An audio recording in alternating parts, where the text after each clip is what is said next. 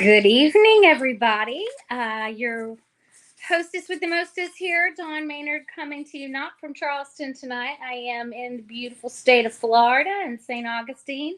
My parents are down here for a couple of days, so we came down to spend some time and love up on them a little bit and play a little golf so we can get ready for that GCC golf tournament next Thursday.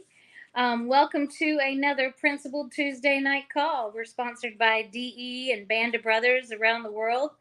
Of course, like I just mentioned, we've got DE next week. It is already next week, people. August 19th to 22nd. Extremely important note, if there are any students watching this evening, student DE hotel room block deadline is like an hour ago. So get on it, contact who you contact. I'm guessing that's probably Tiff, right? I forgot to ask that, but get in with your contact students. Make sure that you get your room block and everything is all situated. We love, love, love having students at DE, and it's going to make every difference for you and your life, help you keep focused, and you bring a lot of great energy and spirit into the room. So we absolutely love having those students. Yes, students register at www.lifede.com. So make sure you guys get that room block tonight. Do not miss that. So we have DE starting next Thursday night. We of course will have our Tuesday night call, and then we'll have the GCC golf tournament Thursday morning. And registration for that is at 8 in the morning, and shotgun start is at 9:30. You got a QR code there. We need some sponsors. I think there's still a little bit of room for players. So get registered, come have some wonderful fun, some fellowship, and enjoy time with all of those of us who are going to be out there. I'm looking forward to it. This is going to be my first one, and can't wait. Also, we've got Saturday night of DE. We've got the 50s party.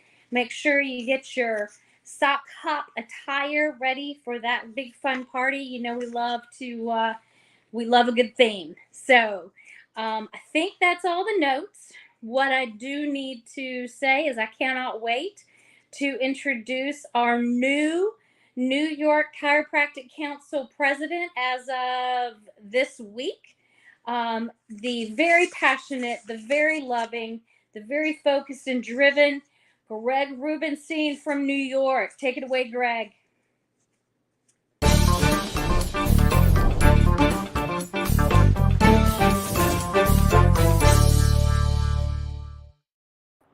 All right. I think I'm live. Can everyone hear me? I can't hear anyone, so I'm just going with yes, unless someone tells me different. So, like she said, Dr. Gregg Rubinstein here, and we've all heard the expression before that when it rains, it pours. And for me in New York right now, it's been raining pretty good. I do want to say it's an absolute honor to be asked to speak on this line.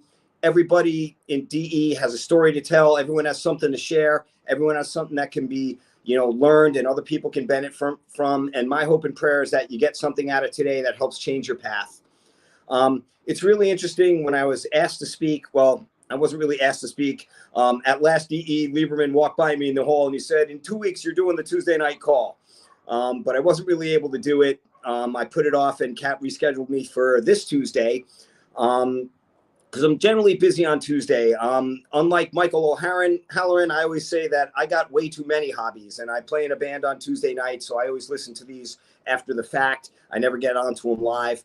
But Kat scheduled me for tonight, and the interesting thing was that I was also scheduled and invited to speak on the DE stage this coming Saturday, so I hope I don't have to repeat myself, but if I do, I hope it's something worth repeating and worthwhile. To this day, I always wonder why I get asked to speak, because I always feel like there's someone else who's better and more prepared and more apt to give you something that you can use in your office or make you better. And I put all this pressure on myself, but, I have been sharing on stages for a while, taking an active role in politics. And the one thing I always like to say is that nothing I've ever said on stage or on my blog or on my website or to a patient in person are my original thoughts. I stand on the shoulders of giants, so many before me that paved the way. I'm absolutely honored to speak and share. So when I ask myself, well, who am I to share from the DE stage? I can tell you that I'm Dr. Gregg Rubinstein, and I am a chiropractor. And when I really stop and think about what else I could have done in this life to make a living in this world, I guess other than being a professional skier, professional windsurfer, or rock star, I really couldn't think of any other profession that I would want to be in.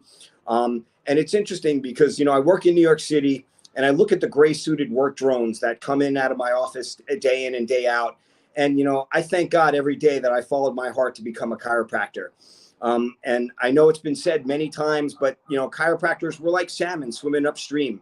My parents were against it. When I told them I wanted to be a chiropractor, they said shit like, oh, why don't you be a real doctor or a dentist like your brother?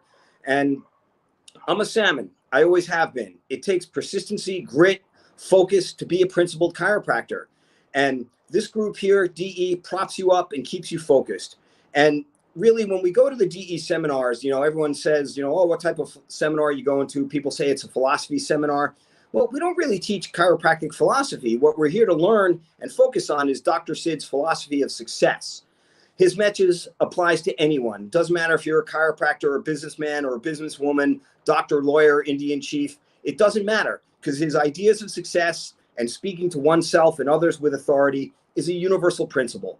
Everyone can benefit from it, and it helps. And it's something that you really need to focus on to keep convincing yourself, because every time I get knocked off track or I get down on myself, I always get excited because I know that DE is going to be coming back around and to pick me up and lift me up. And the great thing is, chiropractic has essentially afforded me everything that I have in my life, from my health to my wealth to my friends, my lifestyle, all given to me and created out of chiropractic and essentially paid for by chiropractic adjustments and really nothing else. So most of you know, I live and work on one of the most beautiful islands in the world. Many of you visited. It's called New York City, and it is an island of Manhattan. I've been in service now for about 32 years. Our practice mantra every day when we open the office is to help as many people as we can lead active, healthy, drug-free lives. And that's what we live for. I'm a December of 1991 NYCC graduate, and I know that I was born to do this. I was innately led to this profession. As a kid, I rejected medicine. My parents would come, if I had a cough, come with me with the spoon with the cold medicine, and I would push it away and knock it out of their hands and spill it, and they would beat the bag off of me until I actually got that stuff in me. But I didn't really know what chiropractic was. I don't know why I was doing that. I think I even remember when I was a little kid, I used to make my little brother walk on my back, so I guess he might have been my first chiropractor. But I really found out about chiropractic in kind of an interesting way. I've probably told this story before, but I'll make it brief. I was at a high school graduation party, and we had all gotten notices from the colleges we were accepted to that you needed to prove that you were vaccinated against German measles because there was an outbreak at one of the colleges. And this girl who happened to be the hostess of the party was talking, saying how she's never had a vaccine, never took an aspirin or antibiotic or anything. Nothing foreign essentially ever entered her body. And, I kind of was inquiring, like, well, how can that be? They don't let you into grade school if you're not vaccinated. And what she said changed my life forever. She said, my dad's a chiropractor. He adjusts my spine so my nerve system and my immune system work better, and I don't really get sick. And that just blew me away. And that set me on the path to where I am now. A couple months later, when I was at college, there was a sign up and it said pre-chiropractic club. I go to this meeting and there's a chiropractor who basically just laid down his lay lecture. And if you're not doing lay lectures, you got to do them because they change lives. And he just went up there and talked about chiropractic and the principles, and the light above my head went on. And it was like, boop. And I knew exactly what I wanted to do for the rest of my life. In 1991, when I went to NYCC, they still taught philosophy. We had a great instructor, this guy, Frank DiGiacomo, and his job was to basically break you out of that medical model in his first chiropractic class. And I was extremely lucky because he wrote this book called Man's Greatest Gift to Man, Chiropractic. And it's almost breaking down our principles and our philosophy and our definitions of chiropractic for the layperson. So it's an awesome book. I highly recommend that you look online and see if you can find it. It's called Man's Greatest Gift to Man by Frank DiGiacomo. And it just simplifies everything, because if you try and read Stevenson's, it'll blow your mind.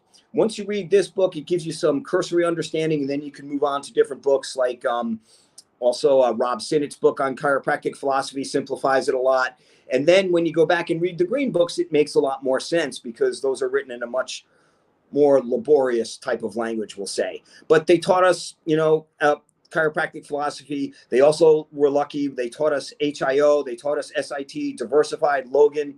And it saddens me now that when I look at the school that they're not teaching a lot of these name techniques, especially in the schools in upstate New York and Canada. They're moving away from using x-rays to demonstrate subluxations, which is going to hurt some of the techniques.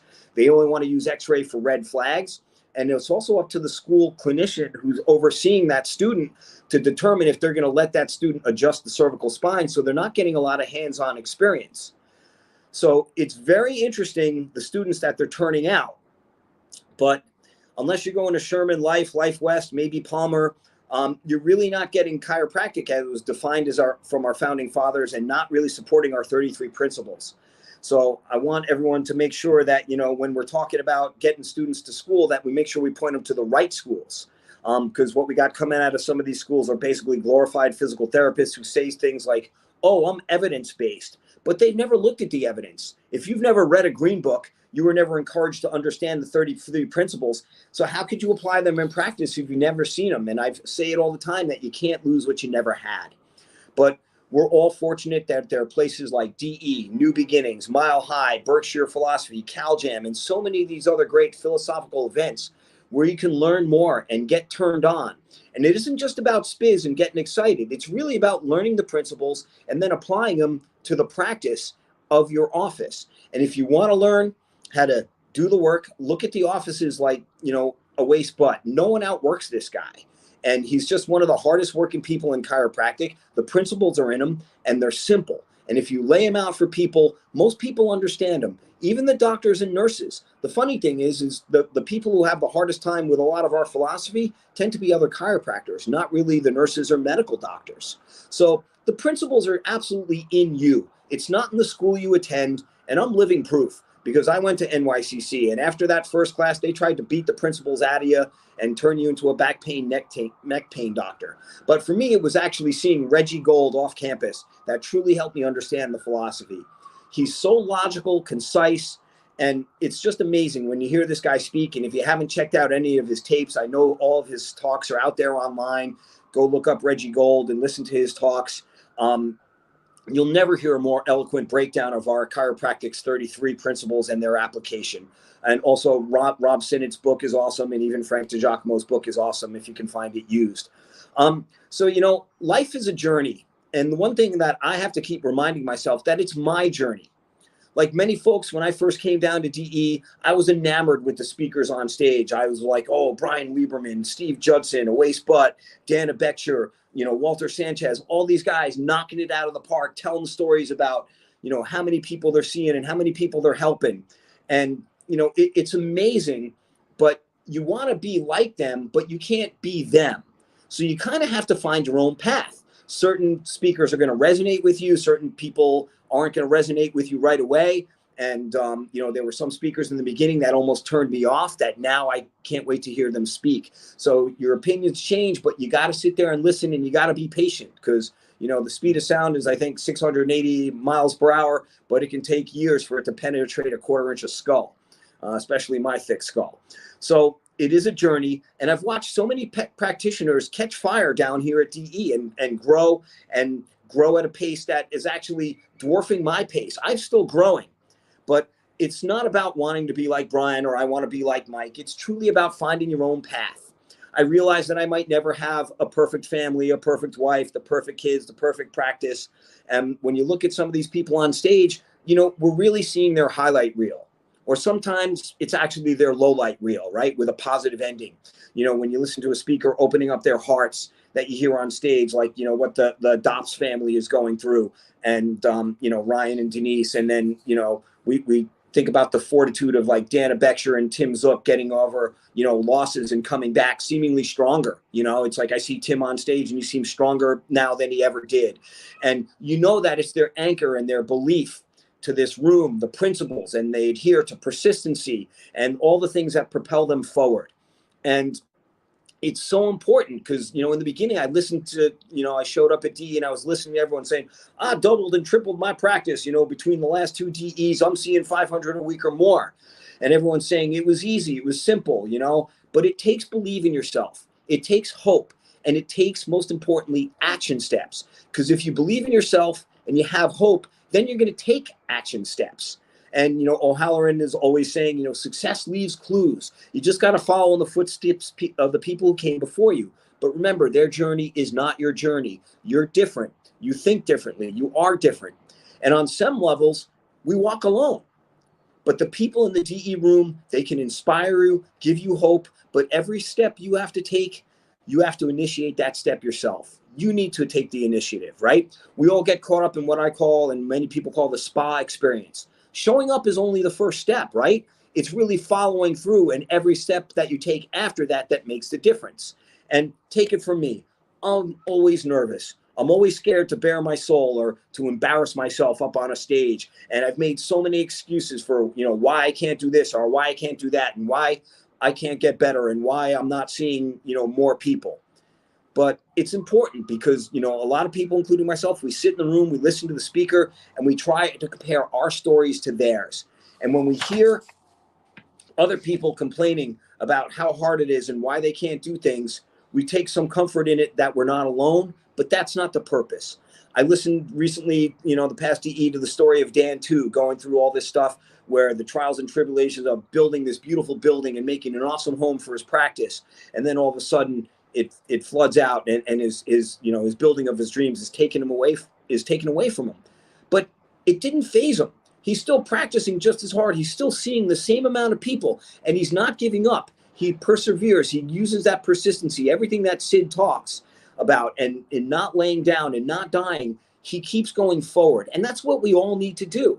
And sometimes we need some people to hold our hand. Sometimes we need someone to pull you through. Sometimes you just need to reach out to that person next to you who looks like he's having a rough time and seeing what they're going through.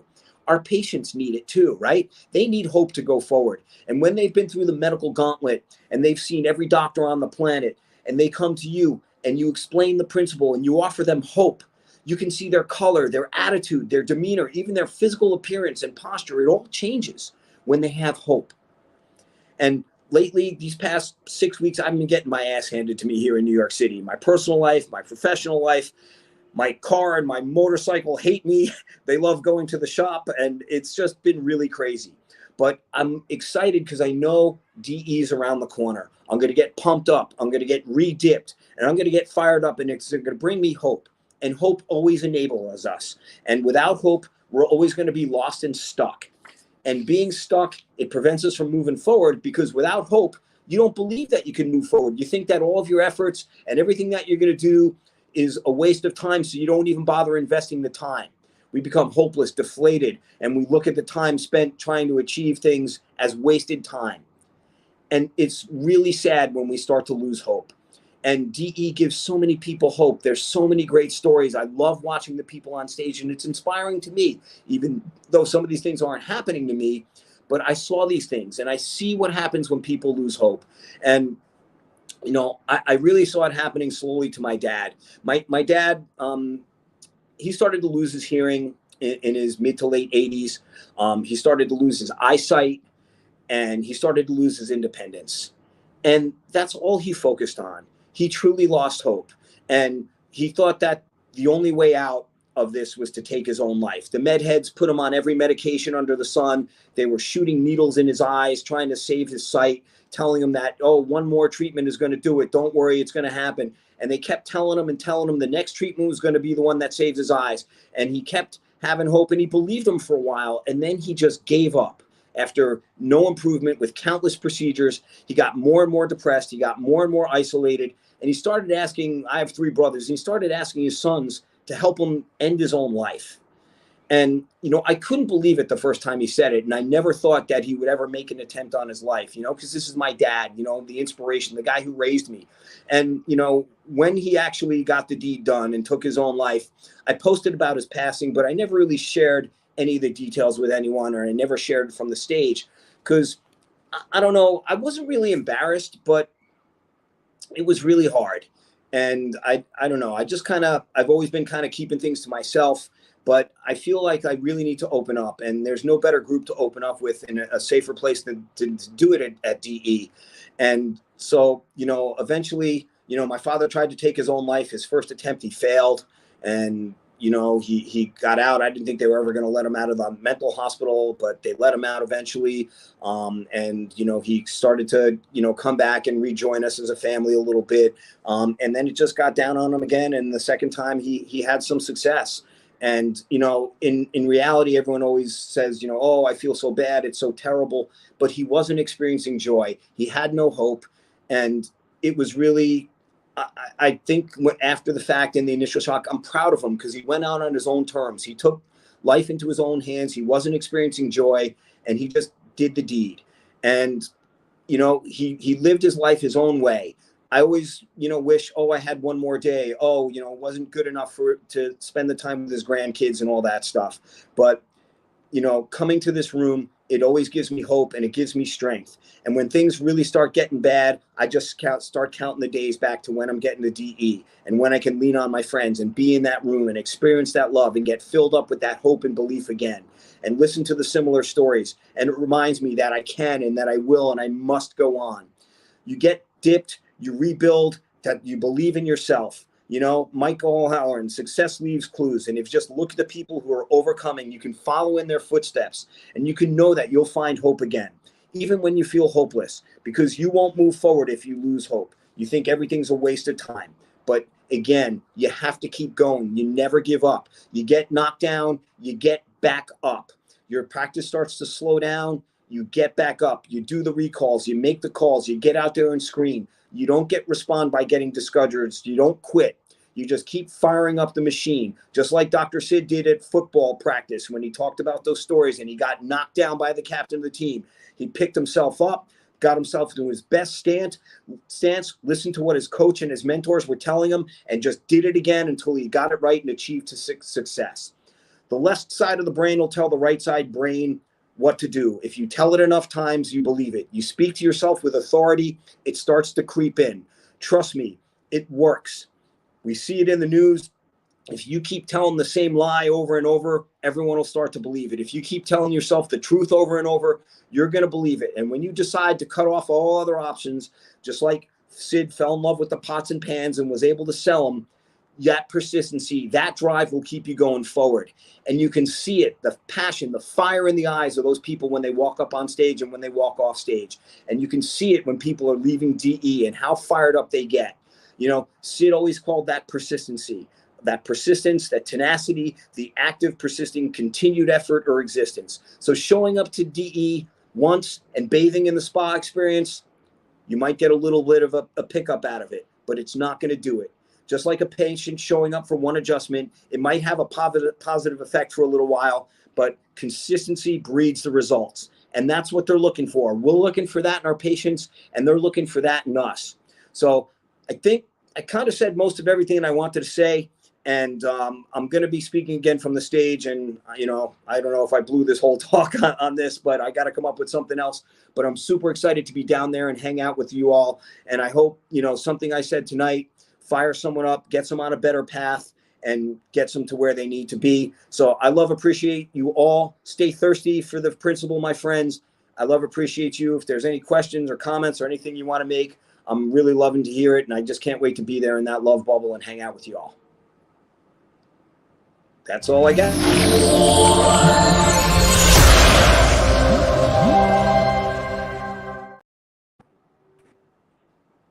Greg, man, we love you, brother. Thank you so much for that talk. That was amazing. It's my honor. Thank you for sharing your heart and your passion and all of that with us.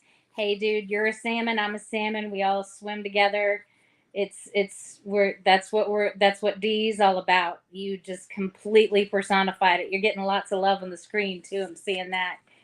Everybody's loving it. I'm leaving the love, man. I'm gonna soak it all in. Yeah, it's just in time for DE too.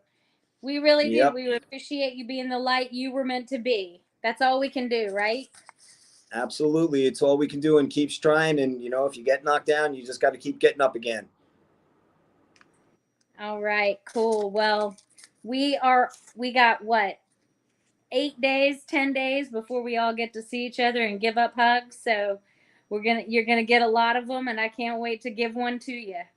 Awesome. I'm looking forward to it and seeing everyone. It's really important to me this time of year now. And like I said, it's been raining here in New York, and I just can't wait to be in that love bubble. And I know it's going to help me. And if I can help others from the stage or from this talk, I'm excited and honored to do so. Awesome. Well, bring it on to the sunny South.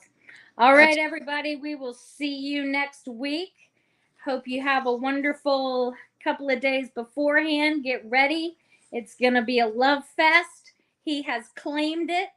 And have safe travels. We can't wait to see everybody. But we got one more Tuesday night call before we get together at DE. So we'll see you all next week. All right. Good night, everybody. Good night, everyone. Good night.